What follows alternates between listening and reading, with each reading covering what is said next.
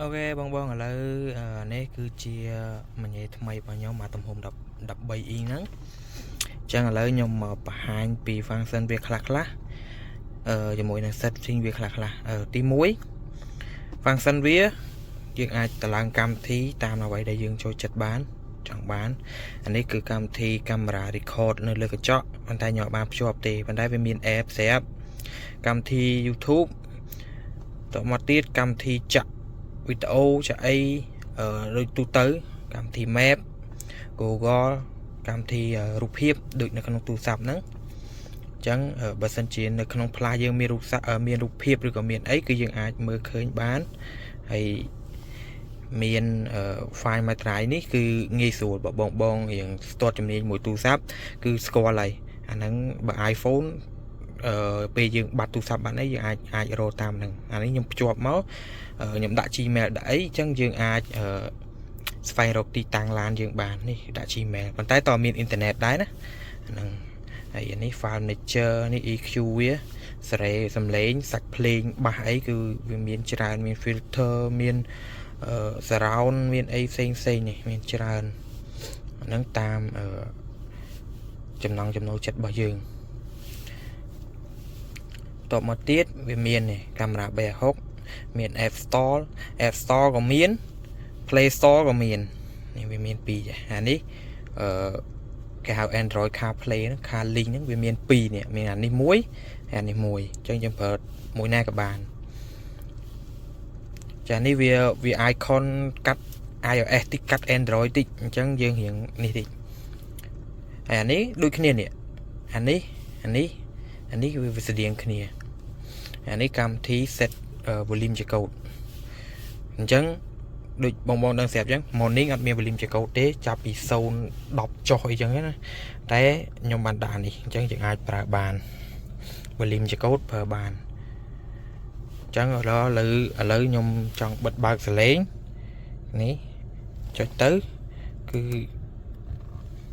យើងបិទបើកសលេងបានតាម volume ជាកូដឃើញទេអញ្ចឹងយើងចង់លើកទូរស័ព្ទលើកអីក៏យើងលើកបានហើយយើងគ្រាន់ចុចជាងចូល home វិញរៀងបន្តមកទៀតរបៀបនៃការប្រើឥឡូវខ្ញុំអត់សូវផ្ដោតសំខាន់លើ app ទេព្រោះ app យើងដឹងហើយយើងអាចប្រើទៅដូចទូរស័ព្ទអញ្ចឹងទូរស័ព្ទយើងប្រើមិនគឺយើងប្រើអញ្ចឹងប៉ុន្តែឥឡូវខ្ញុំផ្ដោតទៅលើកាមេរ៉ា360នៅក្នុងឡានវិញហ្នឹងណាអញ្ចឹងកាមេរ៉ា360គឺមាន function ច្រើនដូចខ្ញុំបង្ហាញបងនៅវីដេអូមុនអញ្ចឹងនៅអា clip មុនអញ្ចឹងគឺយើងអាចទី1មើលមុខមើលក្រោយពេលអាយ៉ែមើលឆ្វេងមើលស្ដាំមើលកង់ទាំងសងខាងនៅពេលដែលយើងបើកផ្លូវឆ្អៀតយើងមើលជាលក្ខណៈ 3D ចេះហ៎ 3D ឆ្វេងស្ដាំមុខក្រោយគឺយើងអាចមើលចឹងបានតមកទៀតយើងអាច record អញ្ចឹងប្រភេទមញ៉េរបស់ខ្ញុំអា3ចាស់នោះគឺយើង record បានដូចគ្នាប៉ុន្តែនៅពេលដែលយើង record គឺវាឆាប់ខូចផ្លាស់ប៉ុន្តែសម្រាប់ model នេះមួយខ្ញុំប្រើមួយរយៈអីគឺអត់ទាន់ខូចទេមិនមែនមួយរយៈអីប្រើមួយខែជាងអីគឺអត់ទាន់ reset អត់ទាន់ខូចផ្លាស់អីមួយទេហើយយើងអាចមើលសកម្មភាពនៅពេលយើងបើកបោបានទេចាហ្នឹងពេលខ្ញុំបើកបោគឺវាថតសកម្មភាពជុំវិញឡានហ្មងអញ្ចឹងវាអាចជំនួសជាមួយនឹងកាមេរ៉ាថតសកម្មភាពបានហើយរបៀបវាស់មុំវាស់អីដូចមើលឃើញវីដេអូខាងដើមអញ្ចឹងគឺរបៀបវាស់មុំវាអីខ្ញុំបានប្រាប់ហើយហើយអានេះគឺវាមាន function ច្រើនជាងអាស៊េរីចាស់ខ្ញុំបន្តិចដោយសារវា version ថ្មីហើយវា brand ខុសគ្នាបន្តិចដែរអញ្ចឹងតាក់ទងជាមួយនឹងរូបឡាននេះរូបឡានAlphard នេះដែលយើងដាក់នេះឃើញទេអញ្ចឹងវាមានច្រើនហើយ free អញ្ចឹងយើងអាចដូរ model ឡានបានប៉ុន្តែអាហ្នឹងតើយើងបើកភ្ជាប់អ៊ីនធឺណិតប៉ុន្តែអានេះខ្ញុំបាន download បានប្រមាណឡានដែរយកមកដាក់តាំងឃើញទេគៀឃើញទេអញ្ចឹងយើងអាចដូរ icon ឡានបានច្រឡំចូល record អញ្ចឹងយើងអាចដូរ icon ឡានបានទេនេះ SUV អញ្ចឹងទៅនេះ car អញ្ចឹងទៅឃើញទេ ចឹងមានប្រភេទឡានច្រើនទៀតចឹងយើងអាចចូល download នៅក្នុង mode នេះបានតែឥឡូវយើងស្រឡាញ់អីយើងដាក់នឹងទៅ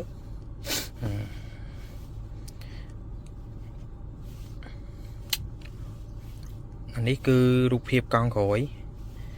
ហើយយើងចុចលើវាមួយមកនេះរូបភាពកង់មុខឃើញណាពេលយើងបួងចកោតគឺយើងអាចមើលឃើញកង់សងខាងហ្នឹង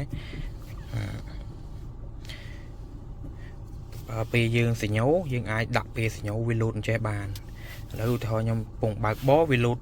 ខាងមុខដែរដល់ពេលខ្ញុំសញ្ញោវាលោតសញ្ញោមកហ្នឹងពេលយើងបិទវាដាច់វិញយើងសញ្ញោវាលោតមកដែរអញ្ចឹងយើងអាចមើលនៅចំហៀងឡានយើងថាវាមានឧបសគ្គឬក៏មានអ្នកនៅចិត្តនៅអីយើងអាចមើលបានគ្រាន់ថានេះកន្លែងមុខងារមើលទូកក្រោយនេះគឺវាមើលបានមួយកណាត់ឡានទៅមុខហើយមួយកណាត់ឡានទៅក្រោយអញ្ចឹងវាអត់បានមើលអាកដាលដូចអាស្រីចាស់វាអាចមើលចំពាក់កដាលបានតែនេះអត់ទេយើងមើលបានតែអានេះមួយកណាត់ទៅក្រោយមួយកណាត់ទៅក្រោយពេលអានេះយើងចុចលើវាមួយមកអានេះមួយកណាត់ទៅមុខមួយកណាត់ទៅមុខបង360ពេលយប់នេះមើលបានប៉ុណ្ណឹងបណ្ដាយមើលខាងក្រៅវិញមើលអត់ឃើញលីងឹតឆ្លុប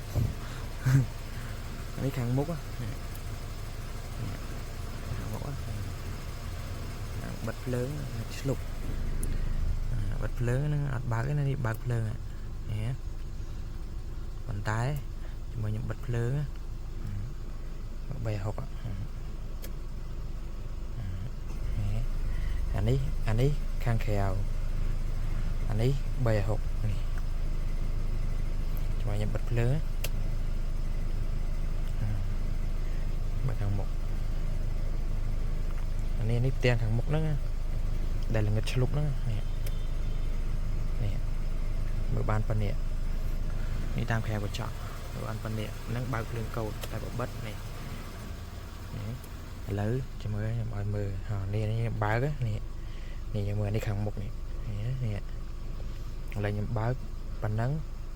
ខ្ញុំបិទអានេះងឹតឆ្លុបតែអានេះញាក់សាច់លឺចេះនឹងបិទទេណាអត់បើកទេណាអញ្ចឹងអាហ្នឹងគឺអត់មានអីទៀតទេគឺមានតែប៉ុណ្្នឹងទេហើយតាក់ទងមួយ map មួយអីអាហ្នឹងយើងប្រើដូចទូរស័ព្ទអញ្ចឹងមាន EQ មានរ៉ាឌីយ៉ូយើងអាចភ្ជាប់រ៉ាឌីយ៉ូយកអីបានដូចគ្នា setting គឺយើងអាចកំណត់ទៅតាមអ្វីដែលយើងចង់បានវាមានច្រើននៅក្នុងហ្នឹងបាទអញ្ចឹងបើបងត្រូវការអាចតាក់ទងមកខ្ញុំបានខ្ញុំអាចកំងឲ្យបានអានេះទំហំ13អ៊ីងយើងមាន13មានយរុងចាប់ពី13អ៊ីងចុះអញ្ចឹងចង់បានមួយណាយើងអាចកំងឲ្យបានតម្លៃទៅតាមទំហំទៅតាម spec អានេះ spec របស់ខ្ញុំគឺ CPU 8 RAM 8 memory 128G ហើយ spec របស់ខ្ញុំហ្នឹងហើយតម្លៃយើងអាចតាក់ទងគ្នាតាមឆាតបានណាអរគុណច្រើន